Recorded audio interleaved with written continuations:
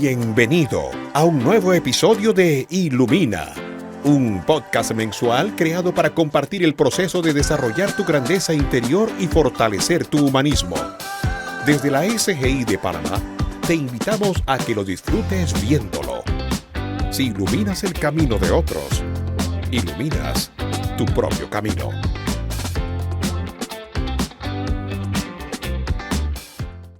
Saludos y bienvenidos a este tercer episodio del podcast Ilumina.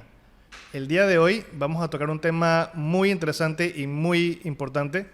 Vamos a ver la relación de la psicología, temas de salud mental, y el budismo. Así que por favor no se lo pierdan el día de hoy.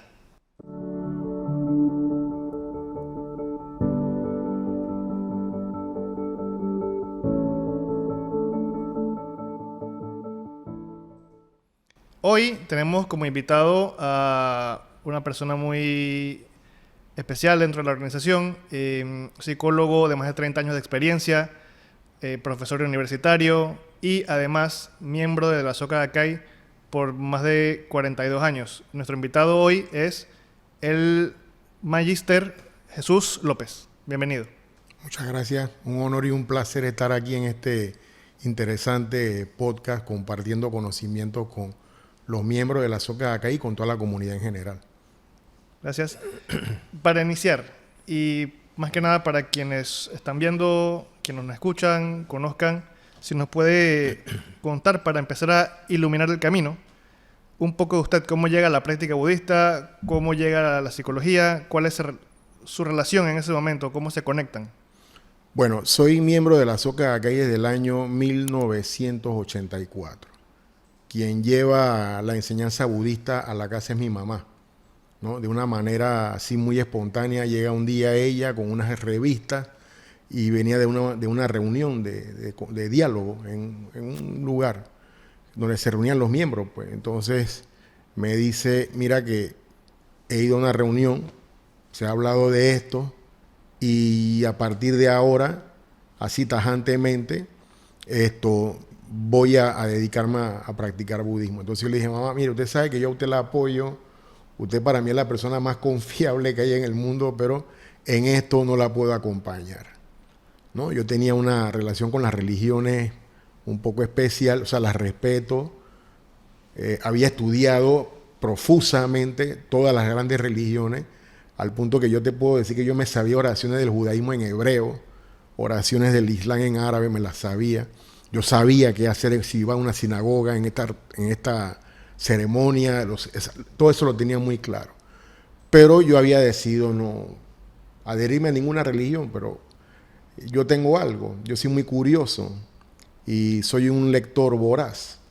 Y me enganché fue porque un día, a los 2 días de eso, me puse a hojear en la casa las revistas que mi mamá había llevado.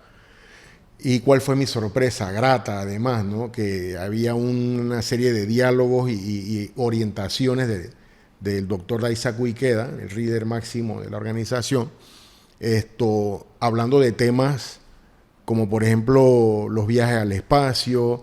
Había hablado con un astronauta que era para mí un héroe de juventud, Donald Slayton. Hablaba en otra revista de autores ¿qué te digo? Fedor Dostoyevsky, León Tolstoy, Víctor Hugo, y otros más. Y yo dije, pero si yo a todos me los he leído, a todos los libros que él menciona, yo todos me los he leído. Pero me gusta la perspectiva que él da. Entonces, por ahí me enganché. Y decidí, así, de automático, dedicarme a entonar Nam-myoho Renge-kyo. Y me dije a mí mismo, ¿no? Ya que tú decidiste esto, es para siempre, ¿no? Entonces me preguntaba yo, ¿no? O sea, ¿estás dispuesto? Yo no sabía, yo no comprendía mucho. Evidentemente era como un bebé al que lo acaban de lanzar al mundo, ¿no? Pero yo me hice esa promesa y hasta el día de hoy eso se ha mantenido así. O sea, mi práctica siempre ha sido fuerte. Yo no he tenido, que yo recuerde, momentos de baja práctica, no, nunca. La práctica mía siempre ha sido del mismo nivel, ¿no? Sobre todo muy comprometida. Sí. Y sobre ese tema, ¿cómo se da esa relación con su práctica profesional o la rama que usted ha elegido como profesión, con cómo se conecta o si tienen algo que ver, algo en común. Bueno, yo estudiaba otra cosa, pero no, es más, llegué hasta la mitad de la carrera y decidí tomar una decisión que a mí me ha hecho feliz, ¿no? Yo decidí abandonar eso y dedicarme a estudiar psicología. ¿Por qué? Bueno, porque siempre me ha parecido interesante poder conocer la vida interior y exterior, la actividad humana, de manera así muy, muy profunda. Entonces, ya yo era budista y pude comprender, pude percibir y darme cuenta de que el budismo realmente buscaba eso, entender la vida interior y exterior de los seres humanos. Entonces yo sentía que ahí había llegado a descubrir lo que realmente, aquello a lo que yo me quería dedicar el resto de mi vida, ¿no? Que es la profesión que ejerzo todavía. Y para mí fue muy natural, o sea, fue muy natural porque pude captar esa relación desde el primer momento de manera instintiva, intuitiva. Y con el paso de los años, dedicándome a estudiar más la psicología, me he dado cuenta que el budismo como tal es un estudio profundo de la mente humana, de la vida espiritual humana, y por lo tanto yo lo considero también como quizás una psicología en paralelo y mucho más antigua, ¿no? Bueno, interesante. A ver, generalmente o en el concepto, el imaginario de la población o de la gente, cuando pensamos en budismo pensamos en algo más místico, más como llevado por esa parte, y la psicología es una ciencia, es un tema de la ciencia. Desde su punto de vista, ¿de qué manera o en qué forma se conectan estas dos corrientes, o se puede denominar de alguna forma? Bien, el budismo, como cualquier otra de las religiones, tiene como punto central al ser humano. Eso hay que tenerlo muy, muy claro. Y la psicología también se encarga de eso. Además, ambas comparten en común, desde mi propia perspectiva como profesional y como budista al mismo tiempo, se ocupan de buscar el bienestar de las personas, explicar las situaciones anómalas que nos ocurren y también buscar cómo, corrigiendo esas anomalías, lograr un bienestar para las personas. O sea, no negamos la existencia de dificultades, fallas, defectos, pero también las virtudes, nuestros potenciales, y eso ya el budismo lo tiene establecido desde hace más de 3000 años y siempre nos ha estimulado a que persigamos la perfección, ¿por qué no decirlo así? El bienestar, la felicidad real, y lo mismo hacemos nosotros cuando nos ocupamos, ya sea de manera individual como lo hacen los terapeutas o de manera colectiva como lo hago yo, que soy psicólogo social, de que la gente logre el máximo bienestar posible dentro de sus características, sus limitaciones, pero también desde el punto de vista de su potencial, que las personas descubran realmente dónde está su verdadero propósito, explicar por qué le han ocurrido ciertas situaciones en la vida que las personas, bueno, no tienen una claridad acerca de cuándo fue que yo me traumaticé con esto o aquello, pero bueno, utilizarlo como una especie de combustible para decir, bueno, ya sé dónde estoy, ya toqué la base y de aquí en adelante, bueno, voy a impulsarme sobre esa dificultad para ser mejor, o sea, descubrirme a mí mismo. Entonces, claro, el budismo lo dice clarito y la psicología lo que hace nada más desde el punto de vista científico, certificar que realmente sí tenemos esa posibilidad y depende también más bien de nosotros, ¿no? De nuestra propia actividad, nuestra propia acción y también de la toma de conciencia de quiénes somos. Muchas gracias. Voy a aprovechar que usted mencionó algo y creo que hay una duda que mucha gente puede tener. Usted dijo ahorita, es una de las religiones. Entonces, ¿budismo es religión o filosofía? Bueno, voy a ser tajante, ¿no? Es una religión, ¿ok? Es una religión. La filosofía nace en siglo VI antes de nuestra era. ¿Dónde nace? Concretamente en una ciudad llamada Mileto, que queda en la actual Turquía, pero que eso en ese momento era parte del imperio griego. Y ahí nace un señor que se llama Tales de Mileto, ¿no?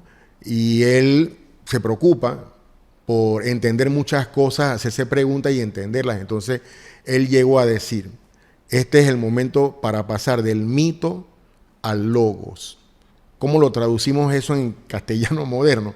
Bueno, sería algo así, ¿no? Este es el momento de pasar de la religión a la búsqueda de la razón.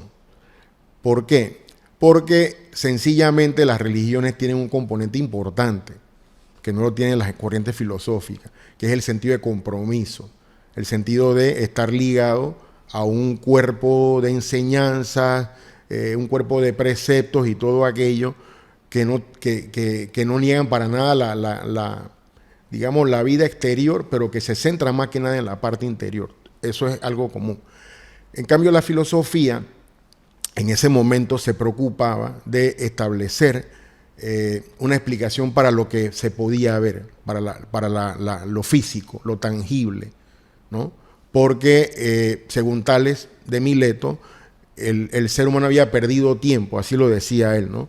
En explicarse cosas para las cuales nunca obtendría respuesta. Claro, él no tenía claro el problema de la fe, que es el motor de cualquier religión, ¿no? Entonces, lo otro es que la filosofía como tal es un producto griego. Luego se habla de filosofías orientales y todo lo demás. Pero cuando uno las revisa bien, tienen un componente más bien preceptual, normativo, de decirte hay que actuar de esta manera, aquella otra, por ejemplo, como en el caso del confucianismo o del laoísmo, y eso es lo que también debemos tener en cuenta. O sea que todavía las grandes corrientes de pensamiento oriental para ese momento no escapaban mucho de la parte esta ceremonial. Entonces, para darle cierre a este aspecto, te diría una cosa: las religiones se dividen en dos grandes grupos. Uno, las religiones teístas, que son las que conocemos acá como el cristianismo, el islam, el judaísmo, que parten del reconocimiento de una fuerza, una deidad superior y todo aquello. Y luego tenemos el otro gran grupo de religiones, que son las religiones llamadas dármicas. ¿Por qué dármicas? Adoptan un poco el término del hinduismo, dharma, que es enseñanza. Entonces, esa enseñanza depende del ser humano que la aplique de manera consciente. O sea, bueno, ¿qué dice el budismo sobre tal cosa? Bueno, sobre el karma, sobre aquello, esto, lo otro. Dice esto, entonces tengo que ver esa situación, qué relación tiene con mi propia vida. Y yo debo decidir qué hacer para mejorar mi calidad de vida. Entonces, y lo otro también agregaría la filosofía, la madre de la ciencia, ¿no? Pero siempre desde el sentido griego. En conclusión, el budismo es la cuarta religión más importante a nivel mundial, tomando en cuenta todos los componentes, las sectas, las diferentes escuelas. Somos el 6 al 7% de la población mundial. Solo nos supera el cristianismo, el islam, el hinduismo y luego el budismo. Sí, las más grandes. Iba a aprovechar que estamos hablando pues de temas de psicología. En el budismo se habla, o hay un concepto que habla de que lo más importante es el corazón. Y en la psicología se habla de la salud mental, las emociones. ¿Cómo se explica desde la psicología lo que el budismo enseña o preceptúa que son los estados de la vida? Muy bien, muy interesante la pregunta, la verdad, y la agradezco. Bueno, mira, nosotros decimos que hay 10 estados que caracterizan a la vida. En este caso, pudiéramos decir también, son 10 grandes estados de la mente, ¿no? Entonces, todo eso va acompañado de una situación interna y también se manifiesta en las circunstancias exteriores que te rodean. Entonces, por ejemplo, si nosotros nos vamos a un estado denominado el estado de infierno, nada más tenemos que remitirnos a tratar de ver cómo luce una persona que vive en ese estado, cómo siente, cómo piensa, vive en constante angustia, llena de temores, con ansiedad, con pensamientos autodestructivos, pensamientos negativos. pensamientos llenos de incredulidad, llenos de escepticismo y con una terrible sensación de autoabandono. Entonces, claro, el budismo lo explica de esa manera para decirnos, mira, si tú caes en esto, sabemos que te van a acompañar estas emociones. Ahora bien, ¿qué es lo que ofrece el budismo también como la psicología?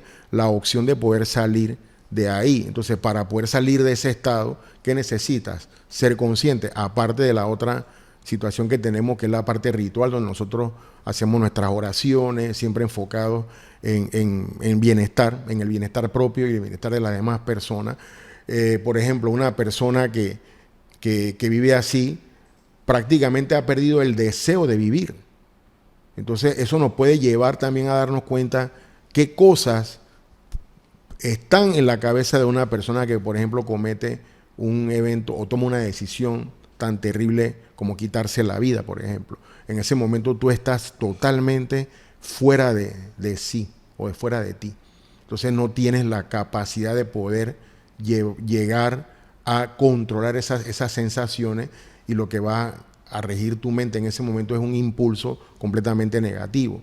Pero también te puedo hablar de otros estados, como por ejemplo el estado de hambre, que se llama de hambre, donde la persona tiene deseos, expectativas, o sea, toda una serie de cosas que van rigiendo la vida, que lo tienen siempre bajo un constante estrés, una constante ansiedad por lograr cosas, por sentirse mejor, etcétera.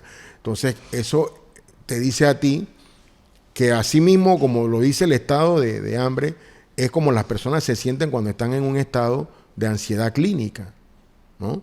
Y en ambos casos sabemos que tanto como lo presenta el budismo como lo que plantea la psicología, siempre hay la posibilidad de salir de ahí. ¿Por qué? Porque en el fondo, en esencia, tenemos una parte que nos caracteriza, que es la parte positiva nuestra. Y entonces eso es de lo que echa a mano el terapeuta. Te dice, bueno, sí, está bien, ya me dijiste toda tu triste historia. Bien, ahora vamos a ver qué cosas te puedo yo ofrecer como alternativa para que tú vayas pensando y vayas, ¿no? Lo mismo. Entonces, igual, cuando nosotros nos entregamos a hacer nuestras oraciones y que estamos atravesando alguna situación negativa, es como si nos estuviéramos haciendo terapia nosotros mismos. ¿Por qué? Porque eso te lleva a darte cuenta de cuáles son tus defectos, cuáles son tus virtudes, que tengas esperanza, no todo está perdido, ¿no? Y eso es lo que te va a decir un terapeuta.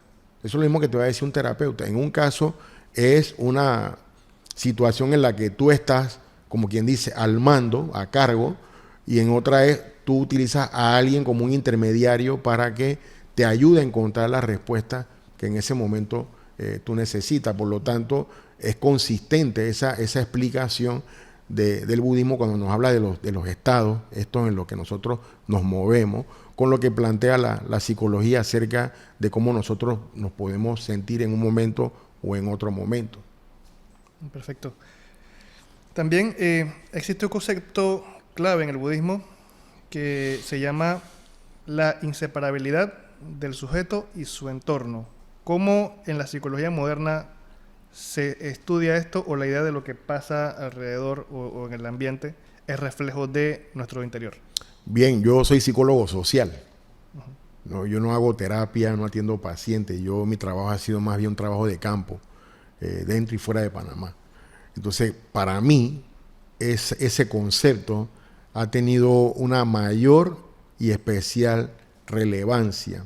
Porque cuando tú trabajas el entorno, tú puedes lograr cambios en los individuos. Y cuando tú logras que los individuos acepten ciertas situaciones o ciertas ideas, van a transformar el entorno de inmediato. Entonces, claro, te puedo contar una vez en una actividad en la que yo participé hace muchos años en el barrio de Curundú.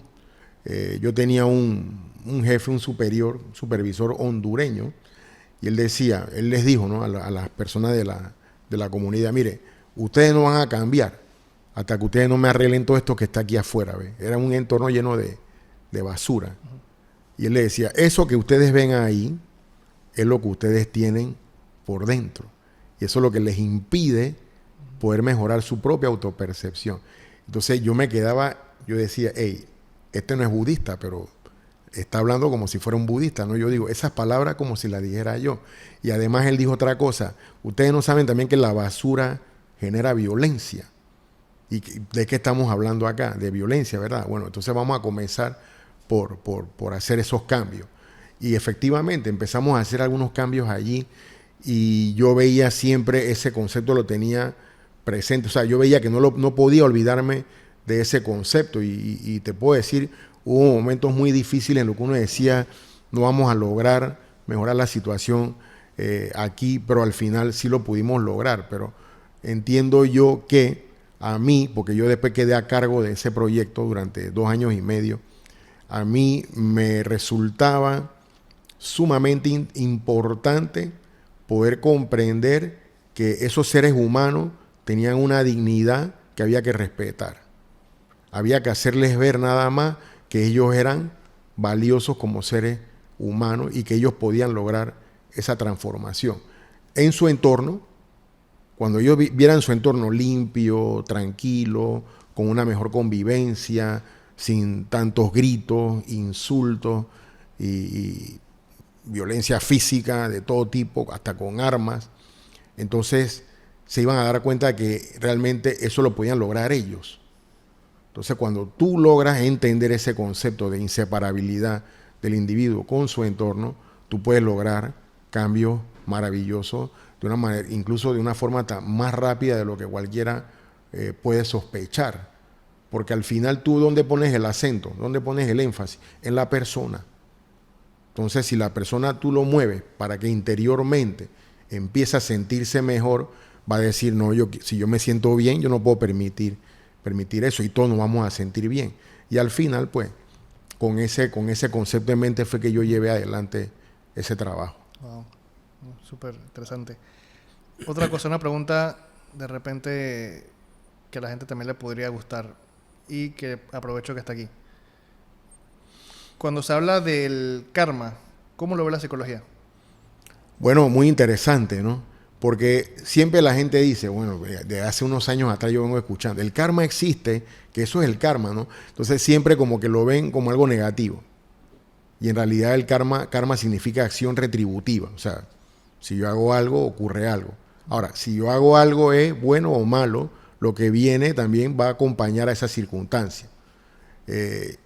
Así que para la psicología, el karma es la personalidad. ¿Por qué es la personalidad? Porque el karma tiene relación con esos estados que me preguntaste anteriormente. Porque tú vas a tomar decisiones de acuerdo a cómo tú te sientes. O sea, tú vas a tomar decisiones de acuerdo a cómo tú eres, cómo tú te has comportado toda tu vida. Entonces, esas acciones esa forma de pensar te va a orientar a ti a decidir en una u otra dirección. Entonces, y vas a ser reconocido por las cosas que haces. Entonces, esa acción que tú acometes va a llevarte a que tú recibas una retribución, ya sea si te comportas adecuadamente, aunque es mucho más profundo que eso, esperamos, ¿no?, que la acción que acompaña a ese comportamiento positivo sea algo positivo y viceversa. Por lo tanto, el karma está en la mente, porque el karma es acción. Y entonces, cuando tú hablas de acción, tú hablas de decisión. Y esas acciones pueden ser de 3 maneras. O sea, tú puedes tener una acción a través del pensamiento, una acción verbal a través de lo que tú expresas y una acción física a través de las cosas que tú haces, a través de tu dinámica, cómo tú te manejas en tu entorno, cómo te llevas en tu relación, en tu trabajo, por lo menos en el caso mío con los estudiantes, con los colegas, con otras personas, en la familia. Eso va a determinar cómo va a mejorar o empeorar tu situación en el mundo. Por lo tanto, si lo vemos de esa manera, quizás eso nos ayuda a entender un poco mejor que sí es necesario cambiar. O sea, yo no puedo pensar que puedo seguir actuando de la misma forma en que lo he hecho durante tantos años, pero como yo tengo fe o yo hago mis oraciones, yo creo que puedo esperar algo positivo. No, el budismo lo que nos enseña es que debemos siempre estar claros en todo lo que hacemos en todo momento para evitar cometer acciones de cualquiera de las 3 clases que acabo de mencionar que nos traigan una retribución negativa, que lo que hace es producir un retraso en la carreta que estamos empujando, se supone que hacia adelante, pero parece que a veces la empujamos hacia atrás, nos damos como en la procesión, ¿no? 3 pasos, ¿cómo es? 3 pasos adelante, 2 atrás, entonces cuando vas a ver, casi no avanzas muy poco. Y eso es lo que nos enseña el budismo, a tomar control de todo lo que hacemos. Tomar control significa ser consciente, conocernos bien a nosotros mismos, en todo momento, para tomar buenas decisiones. Es decir, que al final el cambio está en uno mismo, y es como entiendo, y se conecta con la pregunta que voy a hacer, ya que en el budismo, sobre todo en la Soka Gakkai, hay un concepto que se llama revolución humana. ¿Cómo podemos relacionar esto con algún principio o psicológico o alguna enseñanza psicológica, y cómo se vive eso en una persona? Bueno, la revolución humana, te lo dice el término, una revolución. Es una vuelta completa, ¿no? Entonces, es como decía el segundo presidente nuestro, Yosei Toda, un gran sabio. Él decía, ¿usted lo quiere entender mejor? Bueno, le voy a decir cómo es. No haga hoy lo mismo que hizo ayer. Lo que usted pensó que hacía bien ayer, pero que le trajo malos resultados, hágalo distinto hoy y usted va a ver los resultados. Entonces, es así. Pero ¿cómo lo podemos relacionar con conceptos de la psicología? Hay un concepto que a mí me gusta muchísimo y es uno que fue expresado por un famoso y gran psicólogo estadounidense, que era un hombre muy particular, ¿no? Él era un hombre de Brooklyn, nacido en Nueva York, en el seno de una familia judía, ¿no? Y era el típico muchacho pintoresco, vivaracho, juguetón, que un día se puso a pensar por algo que ocurrió en su comunidad y le llegó a decir, yo creo que los seres humanos tenemos la llave para mejorar nuestras vidas y lograr mejores cosas de las que nosotros creemos que podemos lograr. Entonces a eso él le llamó sentido de autorrealización. O sea, es el máximo estado de conciencia, de acuerdo a Maslow, que era Abraham Maslow, se llamaba el doctor Maslow. Él decía que era el máximo estado de conciencia que un ser humano debe lograr, y él decía casi como un deber lograr para poder ser feliz y hacer felices a los que lo rodean. Y lo mismo es el concepto de revolución humana. O sea, si yo he tenido durante una cierta cantidad de años de vida un cierto tipo de comportamiento y me doy cuenta que, como suele pasar, todo aquello que yo he hecho, lo que ha traído a lo mejor es tristeza dentro de mí, pero también a los que me rodean, y toda una serie de situaciones que no han sido las más afortunadas, y un día despierto, ¿no? Como quien dice, ¿no? Y me doy cuenta con un sentido de autocrítica que no es correcto lo que he estado haciendo. Entonces decido hacer las cosas diferentes. Y eso lo explica muy claramente el budismo, sobre todo en la Soka Gakkai, porque es un concepto más bien expresado a través del presidente Toda, que era un hombre relevante no solamente dentro de la organización, sino en la vida del Japón de la época, en los años 50. Y él era contemporáneo de Maslow, porque cuando Maslow expresa ese concepto, yo sé que no fueron ni siquiera coincidentes, pero en la misma época histórica sí. Yo diría que por las preocupaciones comunes, que si la guerra nuclear, etcétera, etcétera, llegan a la misma conclusión de que había que producir algún cambio en la persona para que entonces no solamente el individuo fuera feliz, en el sentido ese de mi propio placer, sino que lo que se busca es, sí, la felicidad tuya, pero no te olvides que también tiene que garantizar la felicidad de los demás, porque si no, no hay revolución humana en el caso del presidente Toda, y no hay autorrealización en el caso de Abraham Maslow. Entonces, evidentemente ahí nuevamente vuelve a haber un enlace muy fuerte entre la psicología y las enseñanzas del budismo. Rápido, voy a salir un poquito del camino, nada más para que usted habló de Yosei Toda, si nos puede ilustrar solamente un corto.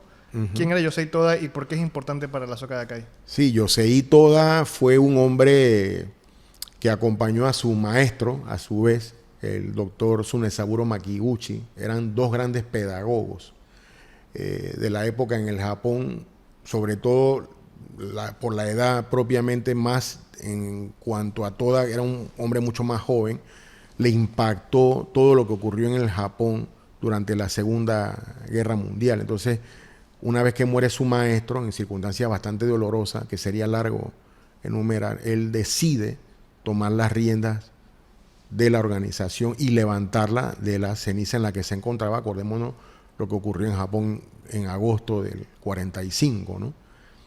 Con una población empobrecida, enferma, desesperanzada, llena de dolor y de tristeza, y él decía que eso había que cambiarlo y eso se podía cambiar.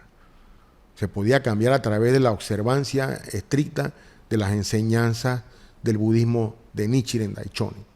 Y él dedicó su vida a eso, a propagar la enseñanza del budismo de Nichiren en el Japón de su época, para lograr que las personas, bueno, compartieran o conocieran lo que él, o sea, él quería compartir lo que él había conocido y experimentar la felicidad más allá de cualquier circunstancia dura de la vida, como una forma de entender la vida en sí misma. Entonces, de eso se ocupó el doctor Yosei Toda, que además era un hombre sabio académicamente y también desde el punto de vista de la propia vida. Era un hombre lleno de mucho optimismo. Era un hombre con una gran capacidad para el autosacrificio, siempre en pos de los demás, al punto que estoy convencido, por lo que he también oído y leído, que ha dicho el presidente Daisaku Ikea, que él dio su vida por el Kosen-Rufu, entonces, que es la paz mundial, ¿no? Que es para mí una situación tan altruista que uno dice, yo no puedo ser menos que eso si quiero seguir el legado de mis maestros, ¿no? Sí, importante. Sí, como decía, pues que la paz mundial, que es uno de los objetivos que de la Soka Gakkai es lo que buscamos, ¿no? La paz mundial, a través después del diálogo y de otros métodos pacíficos, que es lo que busca pues esta organización. Aprovechando que está aquí y antes de que vayamos cerrando, más que nada para personas que de repente puedan estar viendo o que tengan, ellos mismos estén pasando por una situación que usted mencionaba, ese estado de infierno, estados de hambre, estados bajos, o que esté pasando, o que una persona que tenga un familiar o conocido que esté pasando por algo así, ¿qué le podría comentar aprovechando el espacio? Bueno, yo lo puedo comentar desde la doble vía como budista y como psicólogo, ¿no? Hay esperanza, siempre. O sea, es más, hay una frase que escuché de un científico contemporáneo que él decía, la vida es resistente. O sea, la vida es poderosa. Entonces, si la vida es resistente y la vida es poderosa, y yo soy un ser vivo, entonces quiere decir, por regla de 3, que yo soy resistente y yo soy poderoso. Y eso, en el budismo, ¿cómo se traduce? En el hecho de que nosotros sentimos que poseemos dentro de nosotros un poder ilimitado de poder transformar cualquier circunstancia, cualquiera, por muy negativa que sea, en una fuente de constante felicidad. ¿Cómo? Para nosotros es a través de la entonación constante y fervorosa de la frase Nan Myoho Renge Kyo. O sea, cada vez que uno entona ese mantra, esa frase, uno está activando dentro de uno ese poder que nos hace ser poderosos y nos hace ser resistentes, porque somos una expresión de la vida. Y como psicólogo lo mismo, o sea, los seres humanos tenemos un potencial enorme, aún no explorado en su totalidad, que nos lleva a la misma conclusión, a entender que siempre hay alternativas en la vida. O sea, no podemos considerar que un problema, por muy grande que sea, y podemos entenderlo, y yo los he vivido también, nos va a truncar de tal manera que yo no me pueda poner a pensar, bueno, y cuando esto cambie, ¿qué va a ser de mí? Además, verme en mejores circunstancias, o sea, visualizarme, proyectarme, que son cosas que los psicólogos ahora del bienestar promueven en los seres humanos. O sea, tienes un problema ahora, está bien, pero ¿cómo tú te ves dentro de un año? Ah, bueno, me veo bien, ¿cómo te ves? ¿Te ves feliz? Sí, me veo feliz. ¿te sientes satisfecho? Sí, me veo satisfecho. Pero es un ejercicio mental. Y lo mismo, o sea, entonar Nam Myoho Renge Kyo es un entrenamiento mental, ¿no? Que nos lleva a establecer esa relación fuerte entre nosotros con nosotros mismos y el propio universo. Perfecto. Y corríjame si me equivoco. El ser humano es el único animal o ser vivo que tiene la capacidad de ver o imaginar a futuro. Entonces, siendo así, todo lo que usted dice es posible en la medida de que yo sienta que tengo la capacidad de lograrlo y tome entonces acción dirigido a eso. Sí, es cierto. Es más, hay una frase muy famosa, no tan mística, pero tiene relación, de un gran filósofo alemán, George Wilhelm Hegel, que dijo en una ocasión: todo lo que se alberga en la mente humana es susceptible de ser convertido en realidad. Lo dijo hace más de 250 años. Wow. Y esa frase todavía pareciera que es parte de alguna corriente de estas de motivación o de psicología del bienestar. No, eso lo dijo un hombre sensato que se dio cuenta de que era así. Y eso es lo que nosotros decimos. Incluso dentro de lo que se llama el pensamiento creativo hay una fase que se llama iluminación, que es cuando tú logras resolver un problema que te ha tenido atribulado. Entonces cuando ya tú dices, oh, eureka, lo logré. Bueno, ese momento se llama iluminación. Y bueno, tengo una última pregunta. ¿Cómo analiza el budismo y la psicología en el comportamiento no solo del individuo, sino de la sociedad como un ente en sí? Bueno, la sociedad es un ente vivo, y era lo que hablábamos hace unos minutos acerca de ese principio que existe que habla de la relación del individuo con el entorno. Pero el entorno no está vacío, el entorno está compuesto de la persona individual junto con otros más. Y el budismo también habla de eso, de la relación del individuo con el entorno y con otros seres vivos. Por eso que también el budismo plantea las inquietudes, por ejemplo, por el cuidado del ambiente, la relación con las demás personas, porque nosotros somos producto de un medio y más o en menor medida nosotros somos representativos del medio del cual provenimos. Y eso significa que no es solamente la acción propia, sino también de las influencias que yo he recibido del lugar de donde yo vengo. Por lo tanto, no puedo seguir pensando que yo soy una isla o que yo soy lo máximo y me lo merezco todo y los demás están para servirme. En realidad no se trata de eso. El budismo, incluso la propia salud mental, depende de la relación de la persona con su entorno. No solamente la familia inmediata, sino con la comunidad misma. Por eso es importante recordar lo que vivimos durante la época de la pandemia, cuando nos aislaron, que vivíamos encerrados cada quien en su propio espacio. Eso produjo una gran cantidad de secuelas que todavía las estamos viviendo. Y eso no hace más que confirmar ese punto de vista de que los seres humanos tenemos una relación de doble vía de nosotros con los demás y de los demás con nosotros. Si los demás o el entorno, pues los otros seres vivos, han logrado impactarnos, nosotros también como individuos podemos, y de hecho lo logramos, impactar en el entorno, en otras personas. O sea, que es muy importante desde el punto de vista nuestro como budistas en general y yo como psicólogo en particular, que comprendamos esa situación, porque eso es lo que nos puede llevar a poder lograr cambios y transformaciones perdurables en el entorno, partiendo del individuo y su propósito de impactar en los demás y que los demás sean reflejo también de mí mismo. Por esa razón es que el budismo lo expresa de una manera magistral. O sea, no es que soy yo, y como decía otro filósofo, yo soy filósofo aficionado, ¿no? Que yo soy yo y mi circunstancia. No solamente eres tú y tu circunstancia, eres tú, tu circunstancia, los demás y su propia circunstancia. Y entonces es un intercambio ahí de pensamiento, de punto de vista, que al final a todos nos enriquecen. Pero no plantea el budismo solamente centrarnos en nosotros mismos, porque eso puede ser una confusión. de que bueno, yo voy a rezar para que a mí todo me salga bien.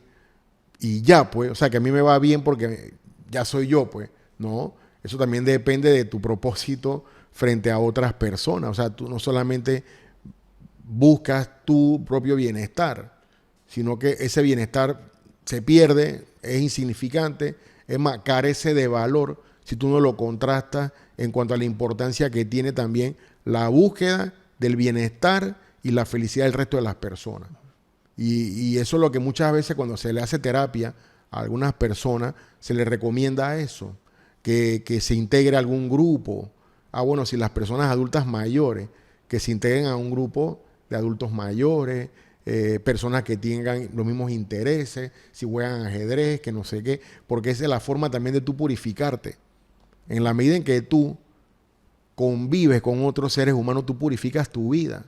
Y eso es lo que señala el budismo. O sea, no es, vuelvo y repito, no es, oiga, practique usted solo, agílese y sea feliz usted. No, el budismo dice no.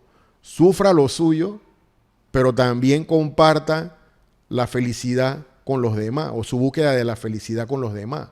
Por lo tanto, para mí eso es lo más importante y eso es lo que significa budismo en acción. El budismo es acción, ¿no? Y la acción es no solamente individual, la acción es mía, pero viendo el colectivo.